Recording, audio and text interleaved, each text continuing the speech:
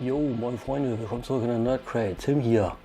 Heute, wie versprochen, endlich Transform Element TE01 OP Lear. Einer von 3 neuen V3 Masterpiece Optimus Primes, die jetzt in diesem Jahr rauskommen. Magic Square Toys waren die ersten mit Light of Freedom. Dann kam Transform Element mit besagtem OP Lear. Und ich glaube im August kommt der offizielle Takara Tomy Transformers Masterpiece MP44 Optimus Prime V3. Da spalten sich ja nun die Gemüter. Was will man haben? Will man ein bisschen klotzigeren Optimus Prime, dann nimmt man den Magic Square. Den habe ich hier auch, den kriegt ihr nächste Woche zu sehen.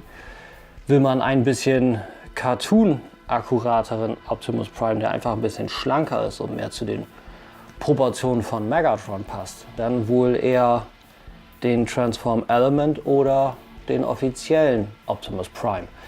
Der offizielle Optimus Prime, der schlägt aber ganz schön zu Buche, und zwar mit 450 US-Dollar. Da ist zum Beispiel der Transform Element und auch der Magic Square Toys mit, weiß ich nicht, ich glaube aus dem 100 bis 130 Euro Segment wesentlich günstiger. Und wie der Transform Element Prime heute abschneidet, das seht ihr jetzt. Von der Box her, ich blende das mal ein bisschen 360 Grad für euch ein, haben wir hier komplett folierte Pappe, die aber richtig gut aussieht. Auf der Front eine schön gezeichnete Optimus Prime Variante. Sieht ein bisschen, sagen wir mal, böser, schräg ernster. Finde ich sehr cool. Den Titel alles drauf. An der Seite haben wir dann ein Bild von der eigentlichen Figur und ein Gitter drüber, was ich schon mal in meinem Fotoreview gesagt habe. Ist, dass das ganze Ding metallic semi-matt foliert ist und dieses Gitter an der Seite ist aber voll glänzend drauf, sieht richtig cool aus. Auf der Rückseite haben wir dann entsprechend ein paar Shots mit den Accessoires wie die Ion Cannon, die Axt, die sie hier Energy Tomahawk nennen, auch ganz interessant. Wenn die 360 vorbei ist, dann seht ihr das auch noch mal so ein bisschen. Und viel mehr ist da eigentlich nicht drauf. Oben noch ein Shot von der Figur, unten nichts Großes, Warnungshinweise. Das war es dann im Endeffekt. Und die Figur selber, natürlich gleich wieder top-down wie immer, aber auch eine 360. Sehr schön posierbar, also ich finde an dem nichts auszusetzen. Und ich glaube, das ist meine Lieblingsvariante von den 3 neuen. Vielen Leuten sind die Ratchets an den Armen ein bisschen zu ja, sagen wir mal, grob zinkig. Ich muss sagen, ich finde das gar nicht so wild.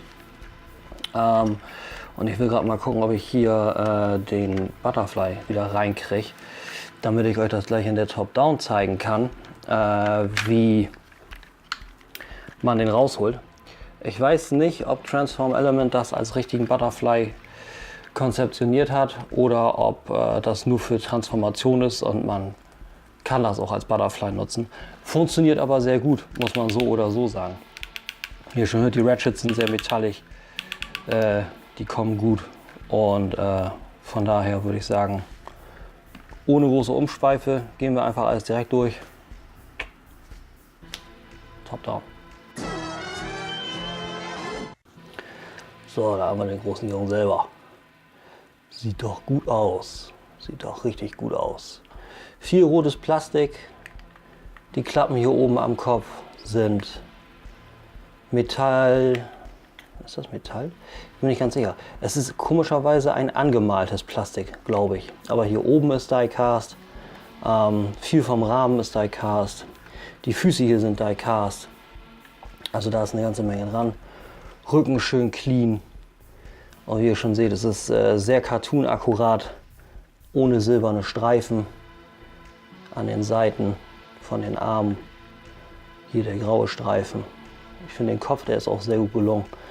Viele stören sich an den Kanten, die hier drin sind, weil das für die Transformation aufgemacht werden muss. Aber nichtsdestotrotz finde ich, ist der Prime wirklich absolut gelungen. Also ich finde, da kann man nichts gegen sagen. Materialienweise extrem stabil, also wirklich extrem stabil.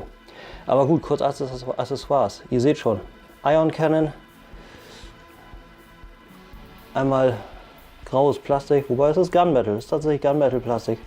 Schöne Details, bisschen silberne Details hier hinten an den Grills und eine verdammt helle LED. Batteries included, beziehungsweise sogar eingebaut, sehr cool. Dann seine Ion oder Energon X, verdammt klar, also richtig klar. Mal kurz, dass ihr seht, also hier sind keine Blasen, nichts drin, sehr schön. Und kommt hier auf den Swivel und der Einbau ist auch sehr einfach. Ich habe die Hand schon mal vorbereitet. Ihr öffnet das einfach, dreht die Hand rein, klappt den zu und dann habt ihr hier den Ansatz. So, das ist es schon. Tipptopp. Und jetzt müssen wir das noch rausdrehen, ganz gut geklappt. So, einfach abziehen. Fertig ist. Habt ihr schon gesehen, den Arm können wir eigentlich drinnen lassen. Brauchen wir für die Transformation sowieso. Von daher noch mal eben kurz Anhängerkupplung. Dasselbe Plastik wie bei der Waffe. Bisschen swirly hier, ein bisschen so verwirbelt, so wie es aussieht. Aber funktioniert gut. Trailer geht auch sehr gut rein. Und tatsächlich ein paar Autobot-Insignias dabei. Finde ich auch ziemlich geil. Gibt es aber andere, viele nutzen zum Beispiel die Outline-Sticker. Das ist also sehr geil. Von der Artikulation her spielen wir mal eben den Arm durch. Wir haben hier Friction nach außen, das reicht aber auch. Rundherum, wie gesagt, sehr breite Zähne am Ratchet, aber ich finde das nicht schlimm, das gibt einem alles, was man braucht. Single Jointed Elbow, über 90 Grad, weit über 90 Grad. Ein bisschen ausmodelliert, hier unten ein kleines Loch, aber sonst eigentlich sehr gut. Swivel an der Hand und wir haben diese 3 Finger auf dem Base-Pin und auf dem zusätzlichen Pin in der Mitte. Der Zeigefinger ist auf dem Base-Pin und an einem mittleren Pin und extra ausgearbeitet. Sprich, der kann auch durchaus mal zeigen, was Sache ist. Und der Daumen ist auch noch mal zusätzlich einzeln. Das hat jetzt nicht zu viel Sinn, aber ich finde sowas immer ganz schön. Ich finde, das ist ein gutes Hybrid aus komplett gar nicht, Klavierfinger oder komplett artikuliert. Das war das Wort, was ich suche. So, dann machen wir weiter mit dem Kopf. Gutes Swivel hoch runter, geht 360 rum.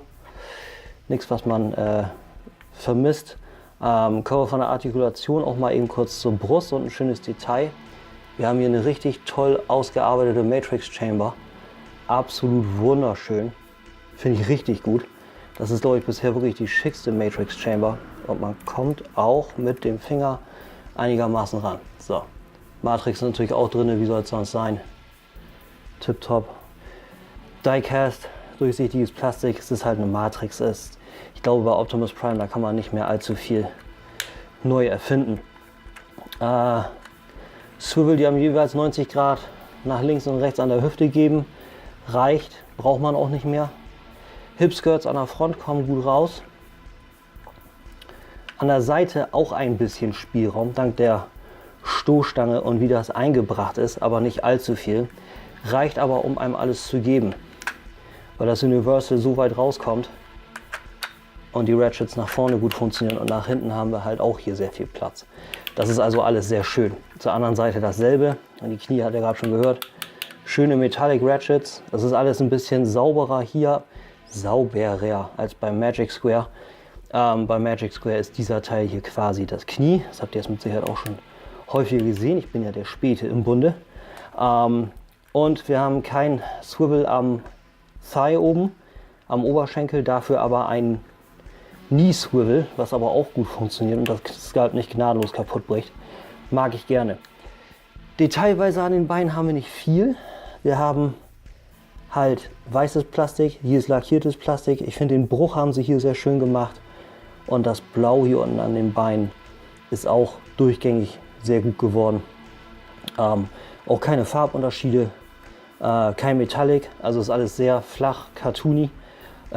Hier Streitpunkt von vielen Leuten, der Slider für den Rocker, aber das funktioniert sehr gut, muss ich sagen. Nicht wirklich ein Ankle-Pivot, aber dafür ein Toe-Tilt, der einem eigentlich auch alles gibt, was man braucht. In dem Sinne bringt die Artikulation eigentlich alles mit. Und um mal eben bei der Hand zu bleiben, der Blaster kommt natürlich mit dem üblichen Masterpiece-System. Bisschen reingedreht hier rein, Hand geschlossen, dann kann man ein bisschen den Trigger faken und dann sitzt die Hand da auch, der Blaster auch tipptopp drin, also auch nichts gegen einzuwenden, muss man einfach mal so sagen. So, für die Transformation, ich habe den Arm ja schon mal vorbereitet, da kann man ja dann eigentlich schon mal den Ellbogen komplett vorbereiten, den dreht ihr rum, einmal so, einmal so. Mit der geschlossenen Hand ist das dann schon das Detail für den Truck. Auf der anderen Seite dasselbe. Die Finger rein, den Daumen runter und den Finger so. Dann öffnet ihr einfach die Klappe an der Seite. Apropos Klappe, hier ist ein kleiner, nennen wir es mal Zippel. So, der kommt raus. Wichtig für den Truck-Modus. Und dann kommt die Hand auch hier rein. Zippel raus. Dann habt ihr das. Dann dreht ihr noch wieder den Arm rum. Falsche Richtung. Und dann habt ihr hier den Modus für den Truck. Den Kopf öffnet ihr hier oben, klappt den runter. Die Luke hier ist wohl ein bisschen zusätzlicher Spielraum, braucht ihr aber nicht. Den Kopf rum. Wir kommen jetzt zum Rücken. Das ist ein bisschen tricky. Dafür nehme ich mal eben meinen guten alten Spudger. Viele Leute regen sich ein bisschen wegen der Transformation auf, aber es funktioniert auf jeden Fall. Wir müssen das hier öffnen und den Rücken rausnehmen und nach oben klappen. Das kann man eigentlich auch schon mal vorbereiten. Das nach oben, das nach oben. Dann könnt ihr die rausfalten und die rausfalten und die rausfalten. Das könnt ihr dann im Endeffekt erstmal so lassen. Dann müsst ihr die Matrixklappe öffnen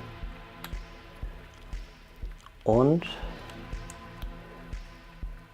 die Seiten hiervon lösen, so dass der komplette Teil rauskommt. So, dann wird es etwas tricky. Ihr müsst den Butterfly lösen, so dass ihr das Ganze auf diesem jetzt passierten, seht ihr das? Quasi Joint hier einklappen könnt. Dasselbe auf der anderen Seite. Das legt ihr nochmal um. So. Den hier gerade machen. So. Dass ihr hier dann eine 90-Grad-Ecke habt und das so kommt. Dann könnt ihr den auch nach oben lassen. Dann kommen wir zum Grill. Das klappt ihr runter. Dann habt ihr hier diesen Slider, den solltet ihr ungefähr gesehen haben. Damit zieht ihr das alles raus, dreht das schon mal runter, tauscht das mit dem aus, klappt diesen hoch, dann könnt ihr die Front auch schon mal ausklappen. Da habt ihr hier und hier Gelenke.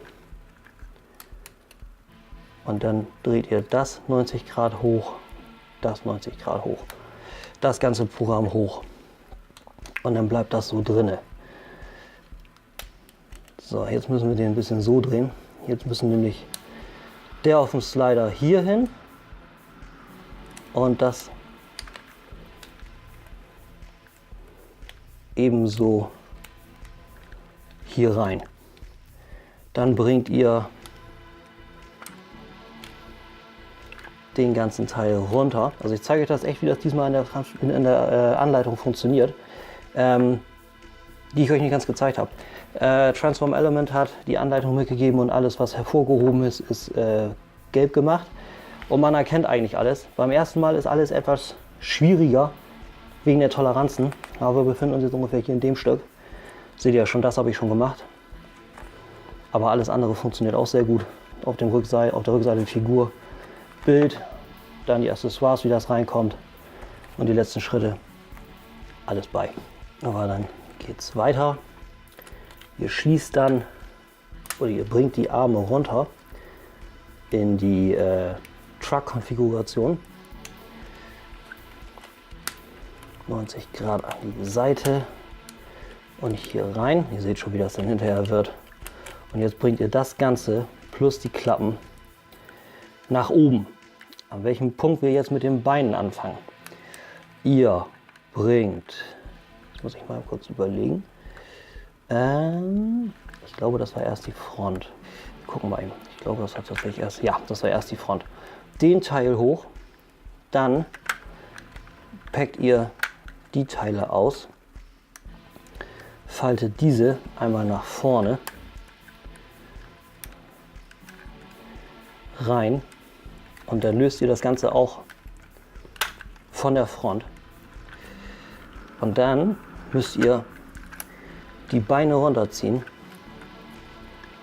und das ganze Programm umdrehen. Dann noch den Teil der Stoßstange raus, genauso wie das. Das wird hinterher noch ein bisschen tricky, aber das sehen wir dann. Jetzt sind wir erstmal an den Beinen. Dieses Teil dreht ihr runter, genauso wie dieses Teil. Dann kommt ihr nach vorne, biegt die Beine etwas, bringt diese Knieteile raus, damit ihr Clearance habt für diese Teile, die erst ein Stück runterkommen, dann sliden und dann mit ein bisschen mehr Kraft komplett runter. Ich zeige euch gleich, wo das sonst schwierig wird. Dasselbe hier, runter, komplett runter und so. Ihr seht schon, das wird so ein bisschen Origami hier. Ich habe gerade gesehen, das habe ich noch nicht gemacht. So. Und 180. So, haben wir das auch aus dem Weg. Jetzt kommen die Beine. Das wird witzig. Witzig wie nicht hundertprozentig einfach, aber auch nicht unmöglich.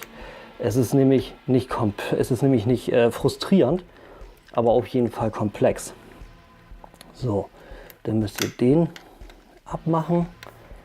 Die öffnen, diese öffnen und das ganze Ding runterbringen.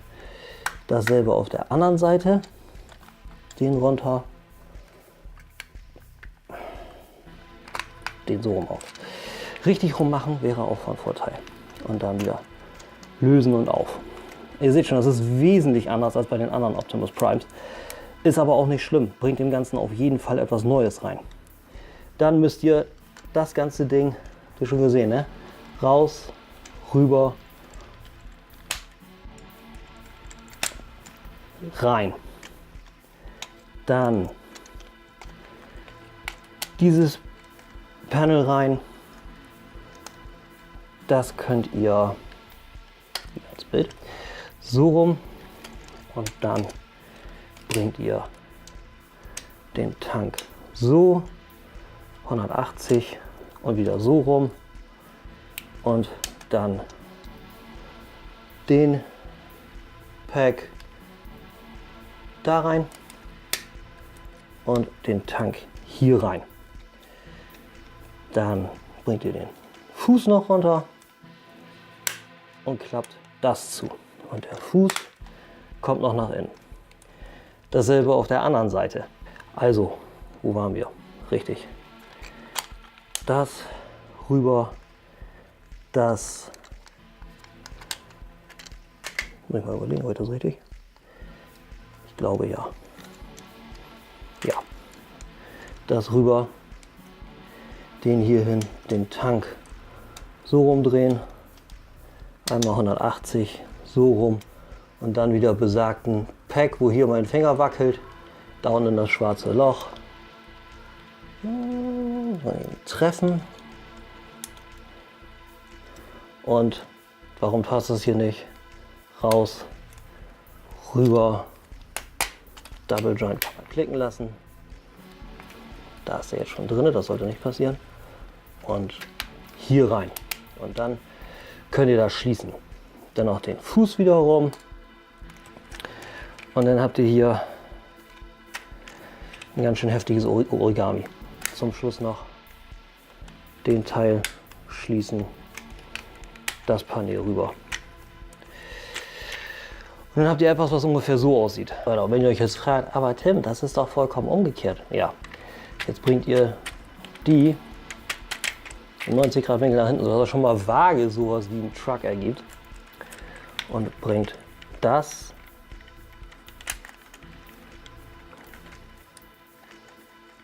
über einen Double Hinge runter.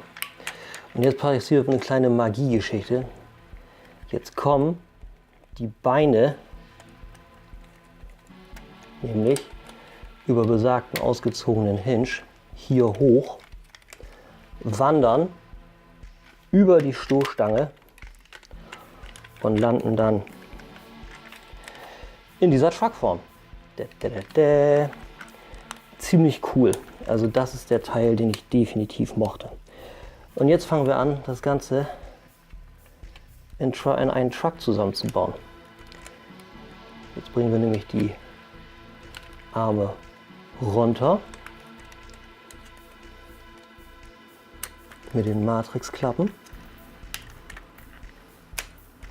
Bringen das Ganze hier rein. Ihr seht schon, das klappt alles ziemlich cool. Und am besten ist, ihr bringt die Arme noch ein bisschen raus. Das wird für den Vogel hier gleich sehr wichtig. Und an dem Punkt könnt ihr eigentlich dann auch die Matrixklappen schon schließen. Wie ihr seht, da wird so langsam ein Schuh draus. Jetzt müssen wir mal sehen, dass wir den Kopf hier hinten reinkriegen. Denn jetzt wird der geschlossen.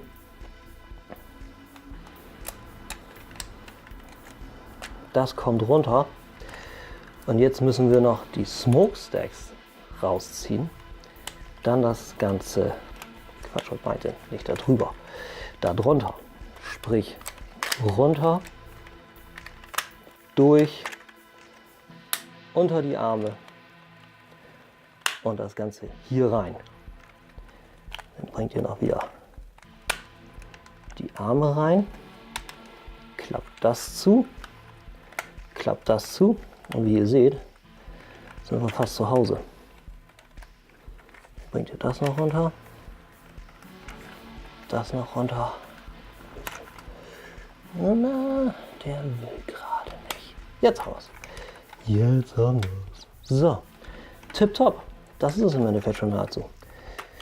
Die Smokestacks an die Seite, der andere kam schon automatisch. Und jetzt wird es hier nochmal lustig, denn die Packs müssen hier rein. Das heißt, das Ganze muss hier ein bisschen gewiggelt werden. Das ist ja das, was ich sagte, was ein bisschen tricky ist, was aber klappt mit ein bisschen, wie sagte Ben am Anfang immer noch, Brute Force and Ignorance. Klappt überraschend gut. Und da haben wir den Truck. Ich muss sagen, das hat bisher am besten geklappt. Die Spiegel könnt ihr dann natürlich noch rausbringen. Und dann ist das halt mit ziemlich vielen Panels versehen.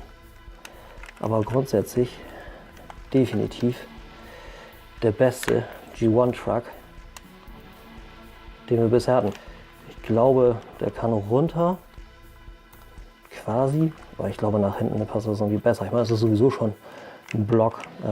Ich weiß auch nicht, warum das hier nicht ganz drin sitzt, aber grundsätzlich seht ihr schon, passt alles. Und als letztes Detail noch die Anhängerkupplung. Die wird einfach mit den 2 Slots hier hinten reingebracht. Ja. Schönes Ding.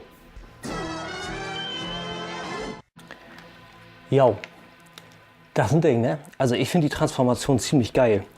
Ich muss zugeben, anfangs war ich frustriert, weil Transform Element nicht alles drin angibt in der Anleitung. Aber wenn man es erstmal gemacht hat, so wie ich jetzt zweimal, dann macht man das auch aus dem Kopf. Das ist also ziemlich geil. Der ist vor allem schön schwer, das finde ich am besten. Er hat natürlich nicht das Feature von Magic Square, wo man auch die Tür aufmachen kann. Das ist ziemlich nett. Aber alles in allem, muss ich sagen, ist das wirklich ein schöner Truck-Mode. Wir haben überall kleine kleine Bolzen und Panelworks, Lineworks, Platz mit Autobot-Symbol natürlich schon seit dem Robot-Mode, Aufstiege an der Seite, Treppengeländer, Katzenhaare. Der Tank an der Seite kommt sehr real, die Räder kommen sehr real. Das Heck, ja, an den Füßen hätte man vielleicht irgendwie unten ein Panel machen können zum Austauschen für Rückleuchten, aber das ist jetzt nur ein bisschen Detailgemecker. Ansonsten muss ich einfach schlichtweg sagen, dieser Truck-Mode zerstört wirklich Magic Square als auch MP10. Und ich bin grundsätzlich ein Fan von MP10, auch wenn der diese Affenarme hat. Apropos Affenarme. Natürlich ein paar Vergleichsbilder für euch neben der 360 eben gerade, wo ihr seht, wie der Magic Square, der Transform Element und der MP10 nebeneinander aussehen. Für Vergleichsbilder mit dem momentan bekannten Status des MP44 kann ich euch Cheem empfehlen auf TFW 2905. Der macht definitiv eine ziemlich magische Arbeit, auch Digi-Bashes und sowas, also hundertprozentig. Und ich muss sagen, von der Ästhetik her passt dieser hier definitiv am besten zur MP36, weil die beide halt sehr slim sind, sage ich mal so. Vom Truck-Modus her kann man eigentlich im Endeffekt selber entscheiden, was man machen will. Ich hätte meinen, glaube ich, ganz gern G1 Cartoon akkurat. Also Gerüchte da draußen gehen rum, dass eine V2 kommt mit einem anderen Kopf. Und den würde ich mir dann definitiv holen, weil ich glaube, dann hat man so ziemlich den definitiven Prime, ohne fast 500 € auszugeben. In dem Sinne, wenn ihr mehr Bilder sehen wollt, habe ich unten in der Beschreibung für euch verlinkt. Das ist ein Facebook-Album, da habt ihr alles mit sämtlichen Geschichten aus den Instagram-Reviews drin. Ich würde sagen, da das Ding lang genug war, machen wir das jetzt kurz und knackig. Kontaktdetails in der Beschreibung. Ich wünsche euch einen schönen Restsonntag und wir sehen uns in ein paar Tagen. Bis dann. Und tschüss.